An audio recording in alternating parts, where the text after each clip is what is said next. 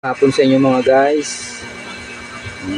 Meron akong ano dito guys, meron akong parang bubble gum. Binili ko lang to sa TikTok. Sa TikTok ko to nabili. Mukhang bubble gum siya pero keke siya. Nakaka ano to guys, kuryente. Ito pag hinila mo to guys, mga kuryente ka, magugulat ka. Ipaprank natin ito mamaya kay Mrs. Subukan natin sa kanya kung anong magiging reaction niya pag pinahila natin sa kanya mamaya to guys.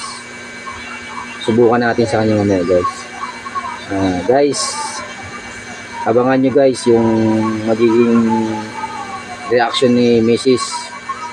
pag pinarang natin siya mamaya. Subukan natin kung anong mangyayari.